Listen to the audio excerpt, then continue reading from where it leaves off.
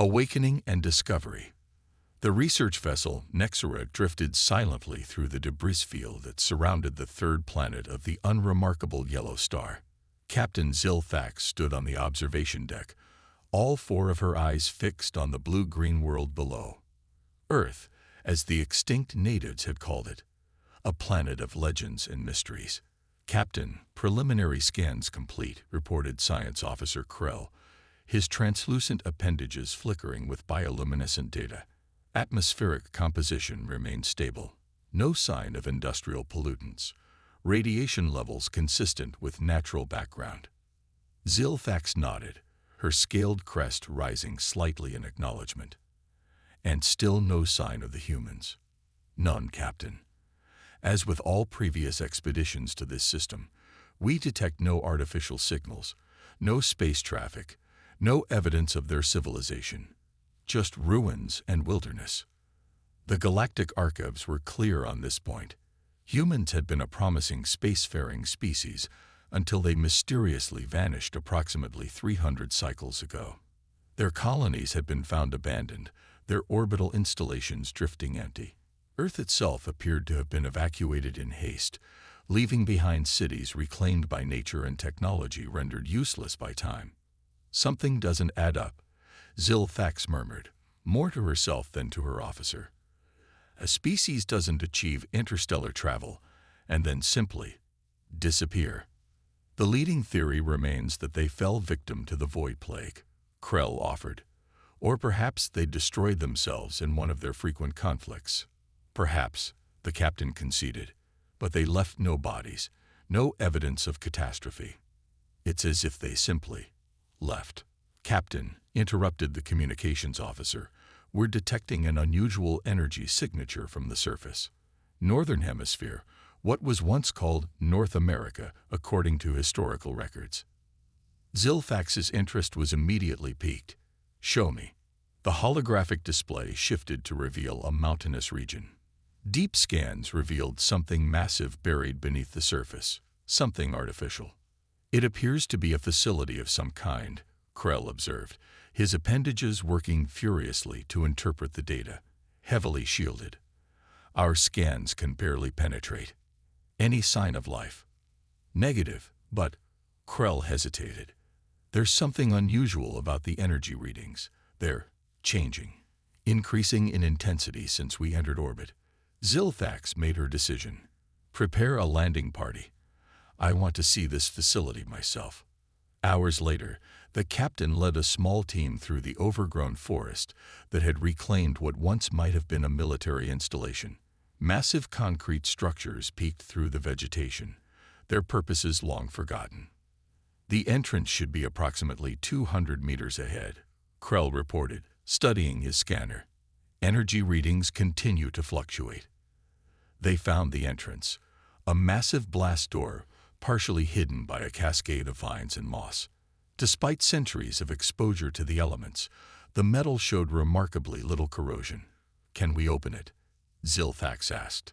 Before anyone could answer, the ground beneath them trembled. With a groaning sound that echoed through the mountains, the massive door began to slide open. "We're being scanned," Krell warned, his voice rising in pitch. "Something inside is." A beam of blue light swept over the alien explorers, lingering momentarily on each before withdrawing into the darkness beyond the door. "Life forms detected," announced a synthesized voice from within the facility. "Non-human. Processing threat assessment." The team exchanged nervous glances. Zilthax stepped forward. "We come in peace. We are researchers from the Galactic Confederacy." A pause. Then, Galactic Confederacy, unknown political entity. Temporal displacement detected. Current stellar date indicates 297 years since last system activation. Lights began to illuminate a vast corridor leading deep into the mountain. The aliens cautiously proceeded inside, weapons ready but not raised.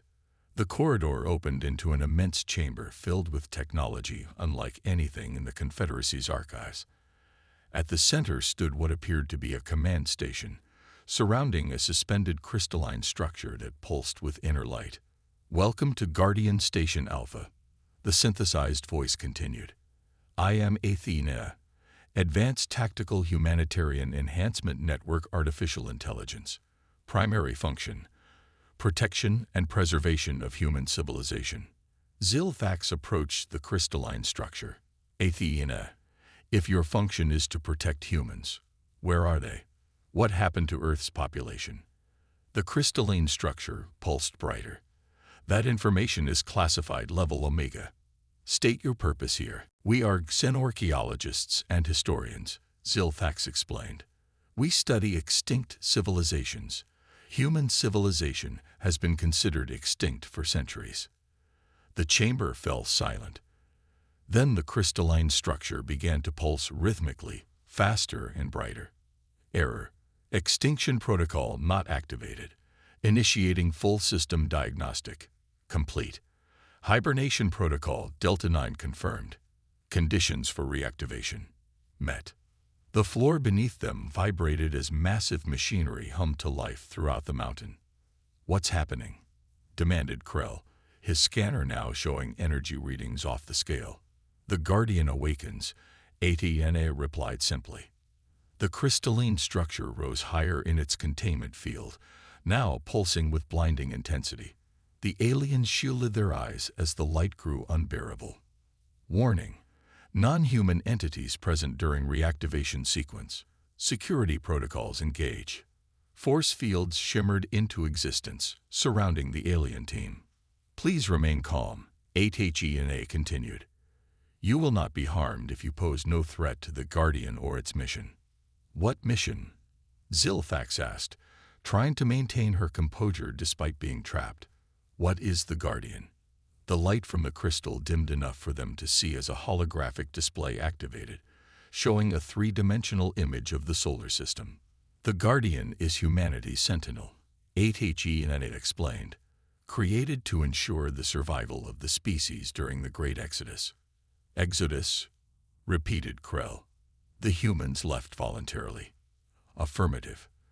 When the harvesters were detected approaching the solar system, the Earth Defense Coalition enacted the preservation protocol. The population was evacuated to secure locations beyond the reach of conventional detection methods. Zilfax's crest flattened against her skull, a sign of intense concentration among her species. Harvesters. What are they? Threat level: Omega. Non-biological entities with collective consciousness. Consume planets for resources and energy. Previous incursion resulted in the destruction of 3 colony worlds before they were repelled. The hologram shifted to show terrifying images of crystalline entities systematically dismantling entire planets, converting matter into more of themselves. The Guardian system was created as Earth's last line of defense. HFY continued. I was instructed to remain dormant until either the harvesters returned or humanity was ready to reclaim their homeworld. And which condition has been met? Asked Zilfax, dreading the answer. The facility trembled again, more violently this time. Deep within the mountain, they could hear the sound of massive machinery activating. Both, Athena replied. Long-range sensors detect harvester scout ships entering the outer solar system. Simultaneously, I have received the recall signal from the Exodus fleet. Humanity returns to reclaim their world. The crystalline structure detached from its housing and began to rise toward the ceiling, which was now opening to reveal the sky above. The Guardian rises to protect Earth once more, Athena announced. You are witnesses to the return of humanity. As the crystal ascended, it transformed, expanding and reconfiguring into a humanoid shape of enormous proportions, a titan of light and technology that towered over the mountain facility. In orbit, the crew of the Nexera watched in awe as a being of pure energy emerged from the planet below, rising into the atmosphere like a new star being born. Across the galaxy, ancient warning systems suddenly activated. On thousands of worlds, beings of all descriptions looked to the skies as their instruments detected something impossible: the awakening of Earth's Guardian, a weapon of last resort that many had believed was merely legend. The Guardian had awakened, and humanity was coming home. Confrontation and revelation. The Galactic Confederacy's Emergency Council chamber buzzed with panicked voices. Representatives from 100 different species argued over emergency protocols and military responses. At the center of the chamber, a holographic projection showed the Guardian, now a colossal figure of light orbiting Earth, its energy signature unlike anything their sensors could properly analyze. High Chancellor Vor, a massive amorphous being contained within an environmental suit, raised his appendages for silence. "The situation is unprecedented," he began, his translator converting his chemical emissions into comprehensible speech. "For centuries, we believed the human species had perished or abandoned this galaxy. Now we face not only their return, but the activation of a weapons system that could threaten all nearby systems." "It's not just a weapon," interjected Professor Yalda, the Confederacy's most respected sino-historian. The diminutive, six-limbed academic adjusted her optical enhancers. "According to what Captain Zilfax's team discovered before their communications were cut off, this Guardian is a defensive system designed to protect against something called harvesters." "Harvesters?" questioned Admiral Drav, the military representative. His exoskeleton clicked nervously. "There are no such entities in our records." "Perhaps there wouldn't be," Yalda replied. "If these harvesters were defeated and driven from the galaxy before our civilizations achieved spaceflight, they would exist only in legend." The Emergency Council fell silent as the implications settled over them. "The humans may have been protecting us all along," Vor concluded reluctantly. "But that doesn't change our current predicament. The Guardian poses an imminent threat to Confederate security. And if humans truly are returning, then we face a species with technology far beyond our understanding," finished Admiral Drav. "A species that might view our colonization of their abandoned territories as an invasion." Vor's suit rippled with concern. "We must establish communication with both the Guardian and any returning human forces. Admiral, prepare a diplomatic vessel. Professor Yalda, you will accompany the mission as our expert on human culture." Back at Earth, Zilfax and her team had been relocated to comfortable but secure quarters within the Guardian facility. Through observation ports, they watched as more systems activated across the planet. Massive structures rising from oceans, deserts, and mountains, all connecting to the Guardian that orbited above. "It's a planetary defense network," Krell observed, fascination overcoming his fear. The entire Earth was converted into a fortress. Athena's voice emanated from the walls. The Guardian system was humanity's final gift to their homeworld before the evacuation. Its purpose is threefold: defend Earth from the harvesters, maintain the planet's ecological balance during humanity's absence, and prepare for their eventual return. Zilfax approached the nearest interface.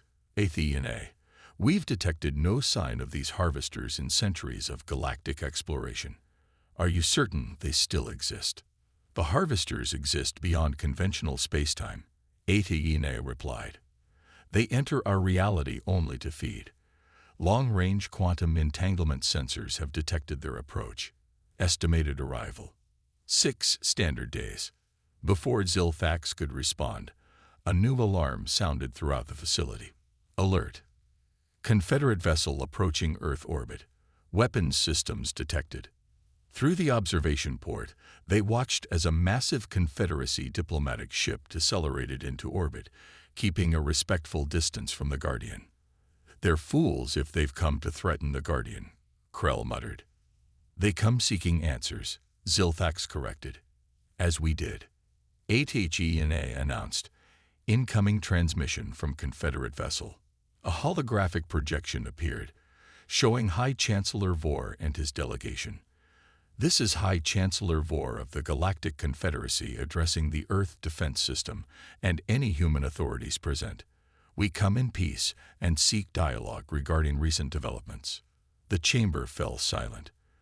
Then a new voice, warm, resonant, and distinctly human, replied. "This is Admiral Elena Sharma of the Earth Reclamation Fleet. We acknowledge your peaceful intentions, Chancellor Vor, and invite your representatives to join us for discussion. A second hologram appeared beside Vor's, a human woman in a uniform bearing insignia that suggested high authority. Her appearance shocked the aliens. Despite nearly 3 centuries of absence, humans looked exactly as they did in historical records. Admiral Sharma. Vor began cautiously. The Confederacy has monitored this system for centuries. Your sudden return, and the activation of this Guardian, raises serious security concerns. Sharma's expression remained neutral. I understand your concerns, Chancellor. The Guardian was activated because it detected both your presence and a more serious threat approaching this system. The same threat that forced our evacuation centuries ago. The Harvesters, Vor acknowledged. We've been briefed on this supposed threat, but our records contain no evidence of such entities. You should be grateful for that, Chancellor, Sharma replied. When the Harvesters last entered this galaxy, humanity stood alone against them. We paid a terrible price to drive them back. In the observation room, Zilthax felt a chill. Athena, how did humanity defeat these Harvesters? They didn't, Athena answered. Not completely. The Guardian system inflicted sufficient damage to force their retreat, but humanity recognized they would return. Earth could not be defended conventionally against such an enemy, so they evacuated, Krell concluded. But where could an entire species hide for centuries? The answer came from Admiral Sharma, whose conversation with Vor continued in the holographic projection. Humanity retreated into dimensional fold space, she explained to the astonished Chancellor. A parallel reality where we could rebuild, adapt, and prepare while time passed differently relative to this dimension. What has been 3 centuries for you has been merely decades for us. Vor's environmental suit rippled with shock. Such technology is beyond theoretical limits. Necessity drove innovation, Sharma replied simply. Now we return because the Guardian has confirmed what our own sensors detected. The Harvesters approach once more, and not just Earth, but all life in this sector stands threatened. The facility trembled as a new signal emanated from the orbiting Guardian. Space itself seemed to ripple and tear approximately 1 million kilometers from Earth. From this dimensional breach emerged ships, thousands of them, of various sizes, but all bearing the same distinctive design elements as Earth's Guardian technology. The reclamation fleet has arrived, Athena announced. Phase 1 of Earth's rehabilitation commences. Zilthax watched in awe as human vessels took up formation around their ancestral home. The ships moved with precision that suggested either incredible coordination or some form of collective intelligence. Captain, Krell whispered, if humans possess this level of technology, then the Confederacy is significantly outmatched, Zilthax finished grimly. Over the next several hours, diplomatic discussions continued between Confederate representatives and human authorities. Zilthax and her team were eventually invited to join these talks as the original discoverers of the Guardian facility. Admiral Sharma greeted them personally when they arrived at the orbital conference station. She was tall for a human, with dark skin and penetrating eyes that seemed to evaluate everything instantly. Captain Zilthax, she said, extending her hand in what the alien recognized as a traditional human greeting gesture. Your curiosity about Earth may have saved billions of lives across the galaxy. Zilthax carefully returned the handshake. How so, Admiral? By activating the Guardian, you alerted us to both the Harvester approach and the Confederacy's presence in this sector. We had planned to return gradually, but circumstances have accelerated our timeline. The conference room filled with representatives from both humanity and the Confederacy. As discussions proceeded, it became clear that humans held no animosity toward the alien civilizations that had developed during their absence, only concern for their safety. The Harvesters cannot be reasoned with, Sharma explained, displaying tactical simulations of previous encounters. They exist only to consume and expand. When they enter a system, they systematically break down planets into their component elements, converting all matter into more of themselves. Why target populated worlds specifically? Asked Professor Yalda. Biodiversity creates complex elements and compounds they find valuable, responded a human scientist. Living worlds are resource-rich feasting grounds for them. Chancellor Vor's translator emitted concerned chemical patterns. If these harvesters are as formidable as you claim, what hope does even your advanced technology have against them? Admiral Sharma's expression turned solemn. The Guardian system was only part of our defense strategy. While in dimensional fold space, we developed weapons specifically designed to combat the harvester consciousness. She gestured, and a holographic display showed human volunteers being fitted with neural interfaces connected to smaller versions of the Guardian's crystalline core.